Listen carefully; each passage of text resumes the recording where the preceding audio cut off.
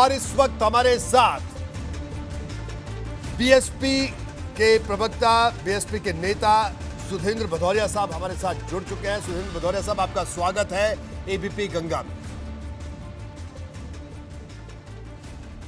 जी धन्यवाद जी, तो सुधींद्र भदौरिया साहब, सबसे पहला सवाल ये कि आज जिस तरह से भारतीय जनता पार्टी की सरकार है, योगी सरकार ने आज जो शिलान्यास किया उस पर ट्वीट भी आया बीएसपी सुप्रीमो की तरफ से, क्या आपको लगता है कि ये वोट बैंक की दृष्टि से किया गया एक आयोजन था?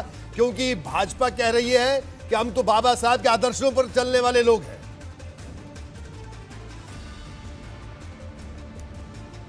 देखिए, जो हम वाणी बोलते हैं उसको पुराने जो हमारी पृष्ठभूमि है, ऐतिहासिक पृष्ठभूमि, उसमें परखा जाएगा। हम जानते हैं कि ये जो भारतीय जनता पार्टी पुरानी जनसंघ, हिंदू महासभा और विश्व हिंदू परिषद की एक पार्टी है, उन विचारों की पार्टी है। आपको याद होगा कि परम पूज्य बाबा साहब ने शुरू में जब संविधान बना रहे थे तो इन्हीं लोगों ने उस संविधान को नहीं स्वीकारा था, इन्हीं ताकतों ने उस संविधान को भी नहीं स्वीकारा था। इन्होंने यहीं दिल्ली के रामलीला मैदान में परम पूज्य बाबा साहब का पुतला जलाया हिंदू कोड बिल के नाम पर। तो एक तो उनका वो पृष्ठभूमि, दूसरी बहन मायावती जी और मान्यवर काशीराम जी ने संघर्ष करके परम पूज्य बाबा साहब को यहाँ पर भारत रत्न की उपाधि से जब सम्मानित कराया तो उसके लिए दबाव बनाना पड़ा। भारतीय जनता पार्टी अब रस्म अदायगी कर रही है। मैं ये कहना चाहता हूँ कि भारतीय जनता पार्टी को अगर वास्तव में दलित समाज के लिए कुछ करना था तो जिस प्रकार के रेप, गैंग रेप हुए दलित बच्चियों के हाथरस में, बलरामपुर में, गोंडा में और प्रदेश के अन्य स्थानों पर इतना दमन हुआ, ऊना के अंदर तो उनकी नंगी पीठ पर कोड़े बरसाए गए, रोहित वामला को आत्महत्या करनी पड़ी। तो भारतीय जनता पार्टी की केंद्र से लेकर प्रदेश तक जो उनका आचरण रहा है उसी पर तो दलित समाज, जो देश के शोषित लोग हैं, गरीब लोग हैं, उनको कसौटी पे कसेंगे। एक दिन किसी के यहाँ भोजन कर लेने से, एक दिन एक हॉल बनाने से कोई दलित का और जो पिछड़े गरीब लोग हैं, जो शोषित हैं, जिन पर अन्याय हुआ है हजारों हजार वर्ष से, आप उनके लिए उनके हितैषी नहीं बन सकते हैं। बिल्कुल। तो भदौरिया साहब, आपका कहना है कि जो सिंबॉलिक सिंपैथी दिखाने की कोशिश की जा रही है ये किसी भी मायने में सही नहीं है। आप हमारे साथ बने रहिए, आपके पास मैं लौटूंगा। चुनावी मौसम में दलित वोटों को लेकर रस्साकसी का खेल, गणित और समीकरण को समझने के लिए आपके लिए कुछ आंकड़ों पर नजर डालना बेहद जरूरी है। आइए आपको एक एक कर कुछ आंकड़े बता देते हैं जल्दी से, और उसके बाद हमारे साथ भदौरिया साहब जुड़े हैं, उनसे भी हम बात करेंगे। आबादी के हिसाब से देश में सबसे ज्यादा यूपी में दलित आबादी है। अगर हम आबादी के लिहाज से बात करें तो 2011 की जनगणना के मुताबिक यूपी में 4.13 करोड़ दलित हैं। ये स्थिति उत्तर प्रदेश की है। यूपी की कुल आबादी में 20.7% दलित हैं। ये वोट बैंक के लिहाज से हम बात कर रहे हैं। क्यों? क्योंकि सबको याद दलितों की आती है, क्योंकि वोट बैंक का मामला है। यूपी के 9,951 गांवों में करीब 50% से ज्यादा दलित आबादी रहती है और 17,429 गांवों में 40% से ज्यादा दलितों की आबादी है। यह है गणित। यूपी में विधानसभा की कुल 86 सीटें आरक्षित हैं। 2017 विधानसभा चुनाव भाजपा गठबंधन ने 86 में से 76 सीटें जीती थी। लोकसभा की 80 में से 17 सीटें दलितों के लिए आरक्षित हैं और 2014 लोकसभा चुनाव दलितों के लिए आरक्षित सभी 17 सीटें भारतीय जनता पार्टी ने जीती। 2019 लोकसभा चुनाव 15 सीट पर भाजपा गठबंधन की जीत हुई। 2019 लोकसभा चुनाव 14 सीट पर भाजपा, 1 सीट पर अपना दल एस की जीत हुई। 2019 लोकसभा चुनाव की बात करें तो बसपा सिर्फ 2 सुरक्षित सीटें ही जीत पाई। अब आपको 2017 के विधानसभा चुनाव में रिजर्व सीटों का पूरा हिसाब किताब समझा देते हैं, जिसमें बसपा एसपी और एसटी के लिए रिजर्व 86 सीटों में से सिर्फ 2 सीट जीत पाई थी और चौथे नंबर पर रही थी। 2017 विधानसभा चुनाव की अगर बात करें तो कुल सीटें 403 उत्तर प्रदेश की हैं, कुल आरक्षित सीटें 86 हैं। एसपी की आरक्षित अगर हम बात करें तो एससी की आरक्षित है 84, एसटी के लिए 2। भाजपा 70 सीट पर जीती, अपना दल एस 3 सीट पर, जो कि भाजपा की सहयोगी थी। सुभाष सपा 3 सीट पर जीती, भाजपा की सहयोगी थी। सपा 7 सीट पर जीती, बसपा 2 सीट पर जीती और निर्दलीय 1 सीट पर निर्दलीय जीतने में कामयाब रहे।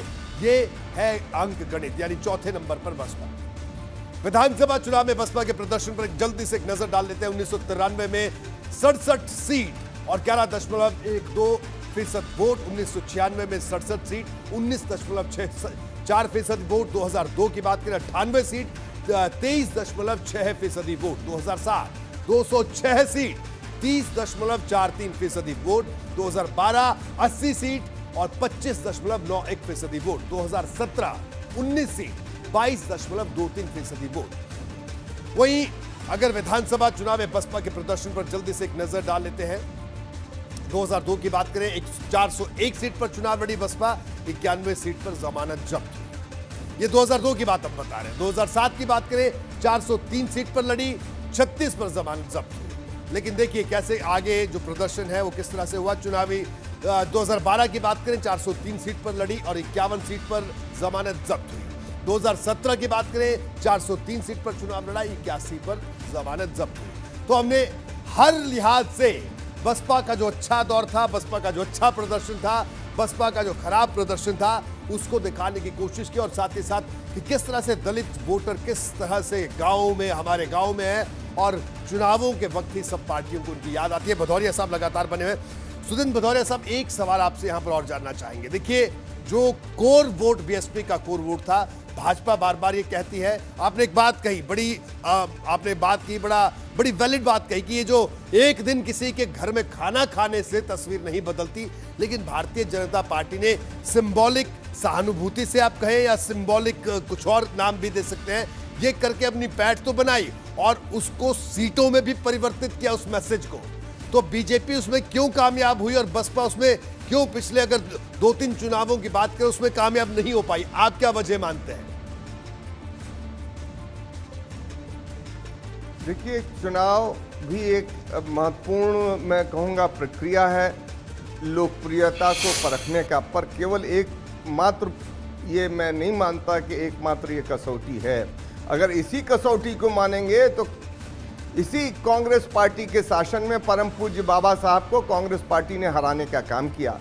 जहां मैंने बताया आपको कि भारतीय जनता पार्टी जो मौजूदा है, उस समय की जनसंघ और हिंदू महासभा ने उनका पुतला दिल्ली में जलाया, उसी प्रकार से कांग्रेस पार्टी ने उनको चुनाव में कई बार हराने का काम किया। मैं ये भी कहना चाहूँगा कि दिल्ली के अंदर जब लोकसभा के अंदर आरक्षण पर बहस हो रही थी तो समाजवादी पार्टी ने भी डटकर विरोध किया और लोकसभा से और राज्यसभा से वॉकआउट किया जब ये बिल पास हुआ।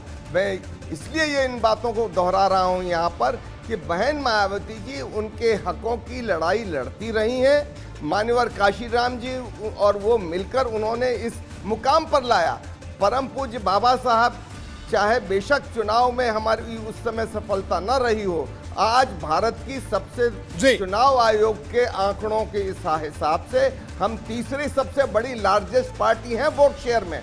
हमारे वोट घटे बढ़े 20% औसतन हम उत्तर प्रदेश में रहे हैं और हम समाजवादी पार्टी जिनको बहुत मीडिया कहती है उनसे अधिक सीटें, हम पिछली बार 10 सीटें जीते, वो तो केवल 5 ही सीट जीते। हम उसी प्रकार से हमारा 20% वोट था। हमारा विधानसभा में लगातार वोट हमारा 20% रहा है पिछले 20 वर्षों के अंदर। हम इस बार मेहनत कर रहे हैं और हम ये भी कहना चाहते हैं कि इस बार का चुनाव कोरोना के काल की पृष्ठभूमि में चुनाव हो रहा है।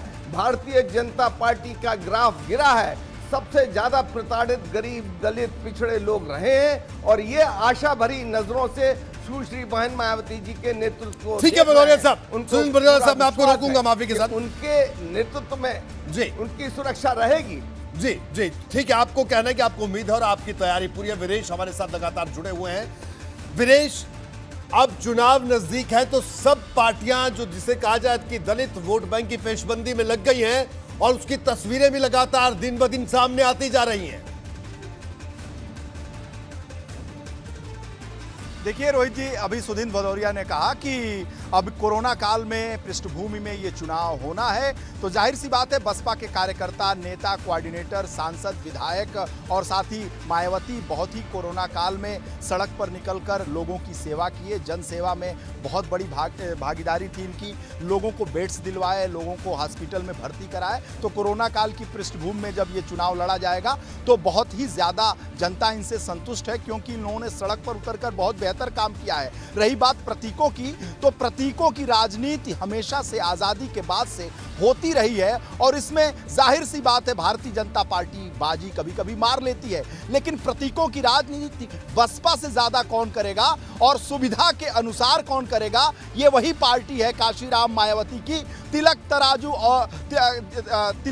और तलवार, इनको मारो जूते चार। बाद में 2007 में इनको लगा कि तिलक तराजू और तलवार से बेस तो बन गया, अब हमें सर्व समाज की बात करनी होगी, तो कहने लगे कि हाथी नहीं गणेश है, ब्रह्मा विष्णु महेश है। और आज भी मायावती के बाद गणेश ही उनकी पार्टी के नंबर 2 हैं। यानी मैं ये कहना चाहता हूं कि सतीश चंद्र मिश्रा जो गणेश रूप में है वो नंबर 2 में है। तो प्रतीकों की राजनीति बसपा भी बहुत करती रही है और प्रतीकों की राजनीति बसपा से कौन ज्यादा करेगा कि अगर आप लखनऊ आते होंगे तो मायावती, काशीराम, अम्बेडकर, कितनी मूर्तियां लग गई, कितने प्रतीकों के यहाँ चारों तरफ स्मारक बन गए। तो राजनीति तो प्रतीकों की सभी करते हैं। रही बात बसपा की, तो वो तिलमिला जाती है। हमारे प्रोग्राम का नाम है बात तो चुभेगी, लेकिन मायावती को बात तभी चुभती है जब यूपी में रेप, बलात्कार, हत्या, षड्यंत्र, साजिश और भ्रष्टाचार की कोई बात होती है तो ये बात मायावती को नहीं चुभती है।